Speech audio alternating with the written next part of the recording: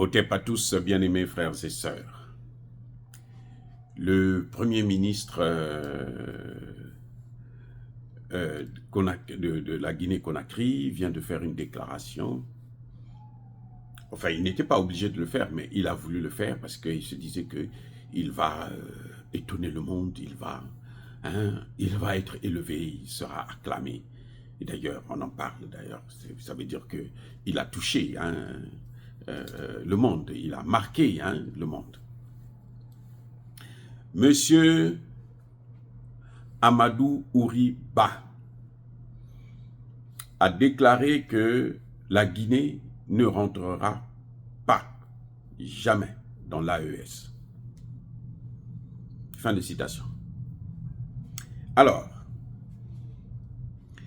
vous savez, avant de rentrer dans les détails, je vais vous expliquer une chose. Beaucoup parmi vous ont remarqué à l'école, il y a souvent deux stars. C'est que Dieu est trop bon.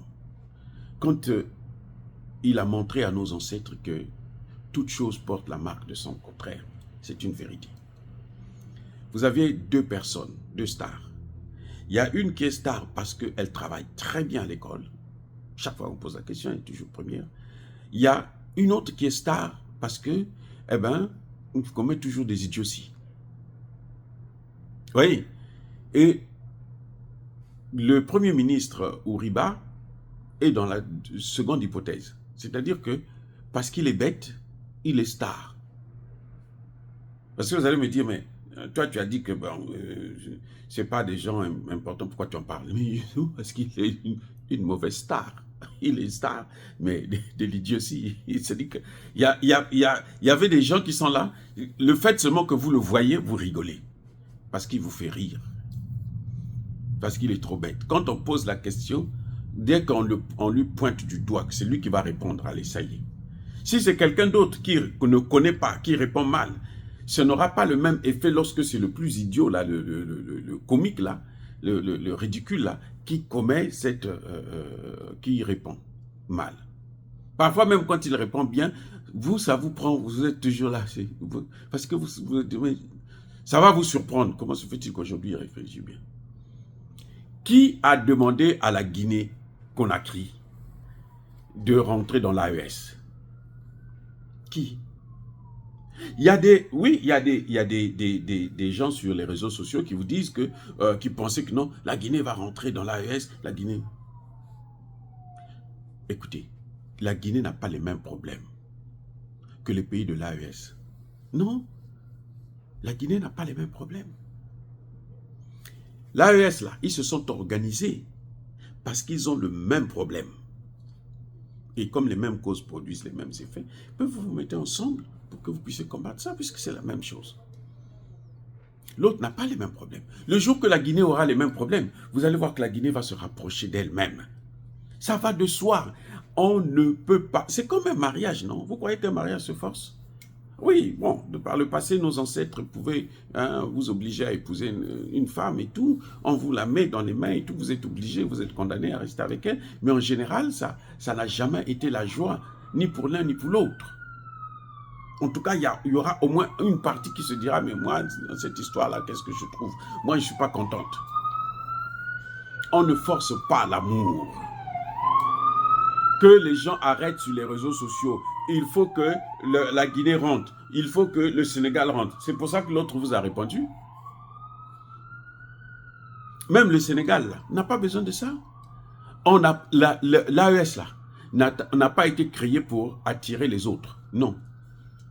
L'AES a été créé pour régler leur problème commun, qui est celui de la lutte contre le terrorisme. C'est sur cette base-là.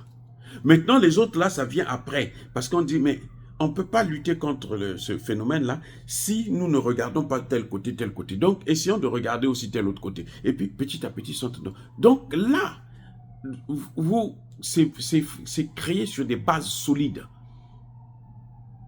Regardez, vous voyez aujourd'hui avec les BRICS, au moins 30 pays ont fait la demande pour adhérer aux BRICS. Mais les BRICS ne sont pas créés hier. Les BRICS ont été créés en 2009. 2009, les premières réunions des BRICS, 2009. Vous voyez, c'est en 2024 que vous trouvez 30 pays, notamment d'Afrique, 30 pays d'Afrique, disent nous voulons rentrer dans les BRICS. Mais depuis 2009, ils étaient où?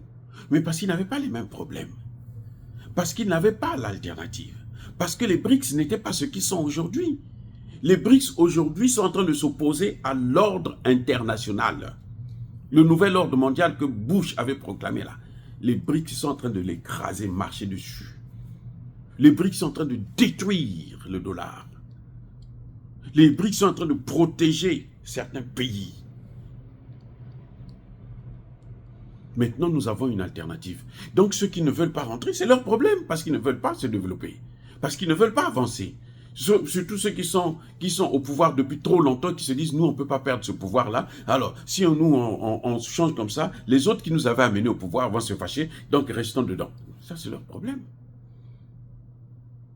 Les populations vont finir par avoir raison sur eux, parce que les hommes passent là, le pouvoir là, et ils restent. De Gaulle qui a mené le néocolonialisme là, avec Focard, ils sont où? Donc nous tous, nous allons passer.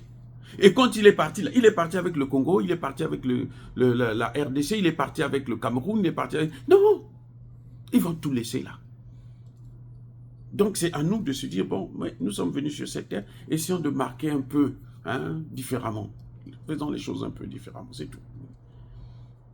Donc le Guinéen, il se lève pour dire, la Guinée ne rentrera pas dans l'AES. Mais qui lui a posé cette question? Qui lui a demandé? Qui l'a obligé de rentrer dans l'AES? Hein? On se met... C'est-à-dire que si vous n'avez pas des intérêts communs là, c'est difficile d'être ensemble. Vous voyez Sonko et Bassirou? Pourquoi ils sont comme ça? Mais c'est parce qu'ils n'ont pas les mêmes problèmes. S'ils avaient le même problème, là, vous auriez vu Sonko et Bassirou, la première des choses, ce serait de dire, bon, mais écoutez, les Maliens, là, comment on peut faire ensemble là, pour régler ce problème-là? Mais vous n'avez pas le même problème. On ne pense pas de la même façon dans un château comme dans un taudis. C'est pour ça que les Occidentaux se sont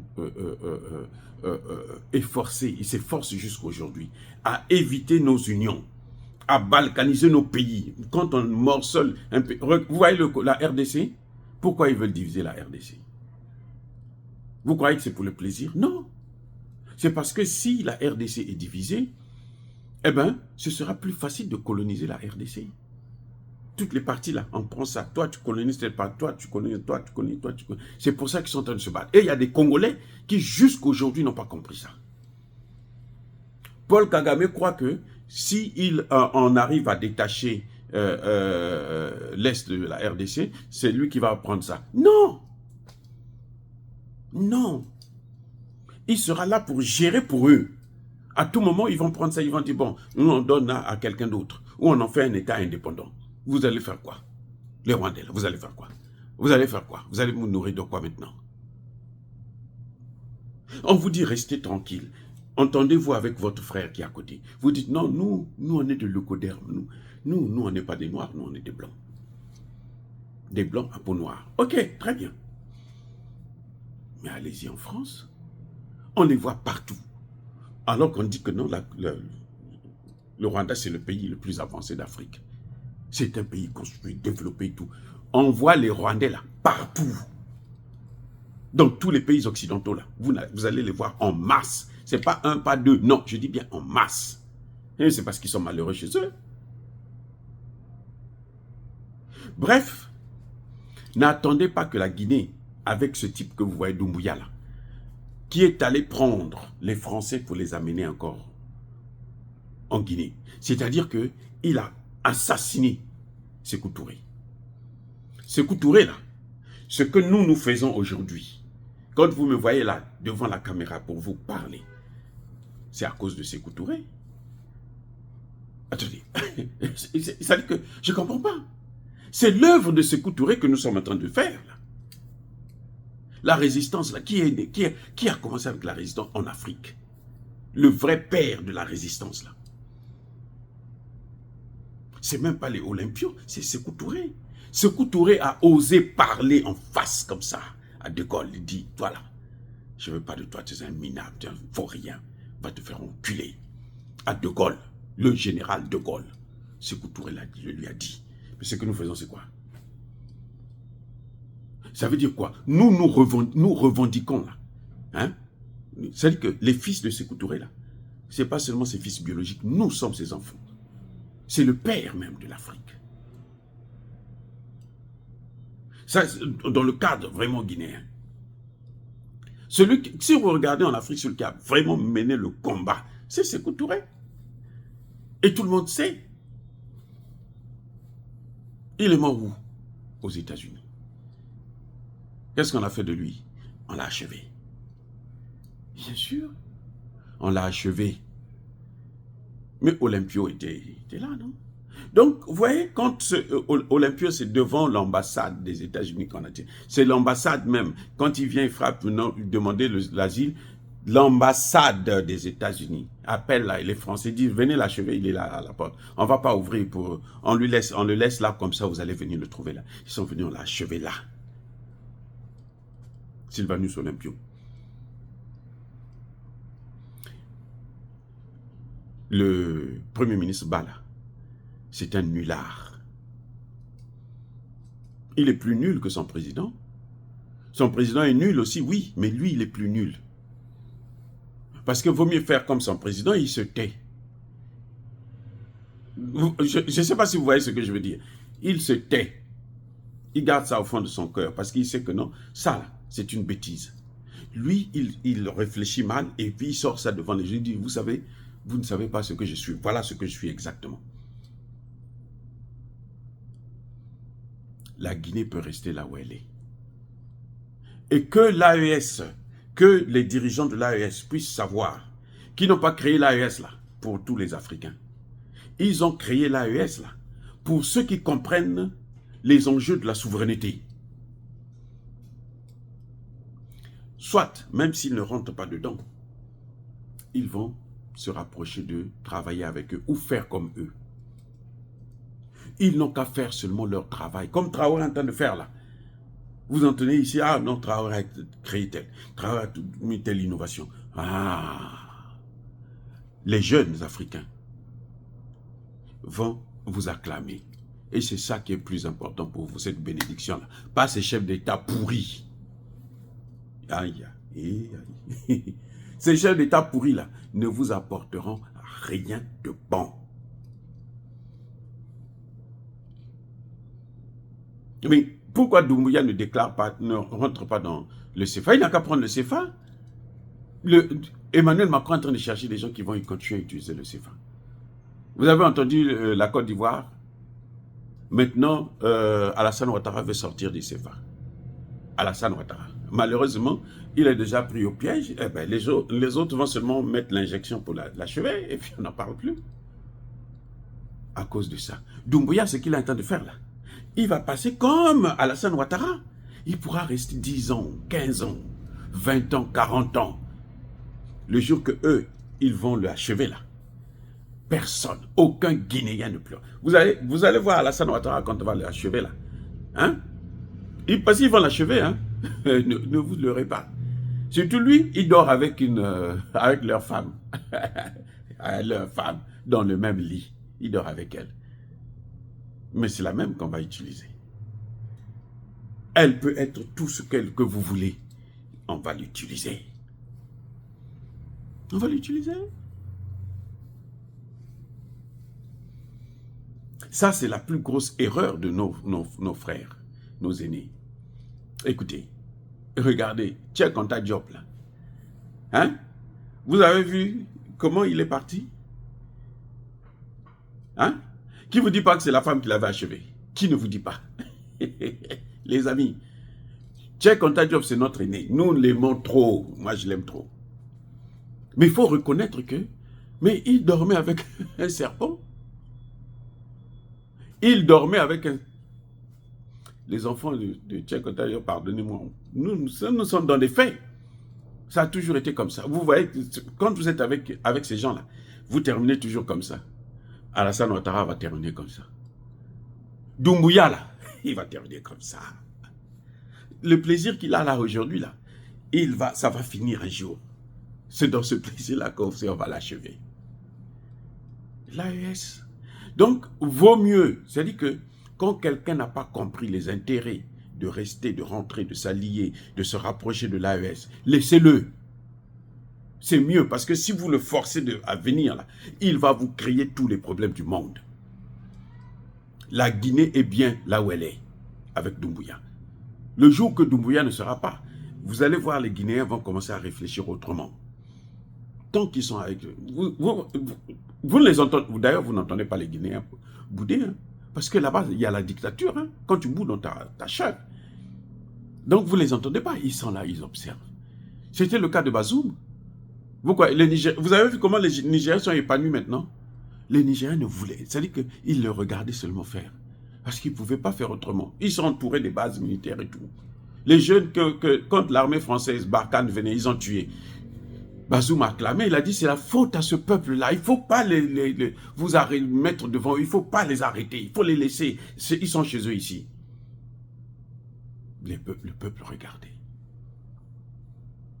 Quand il est parti là, vous avez vu comment le peuple est sorti acclamer. Jusqu'aujourd'hui, le peuple acclame.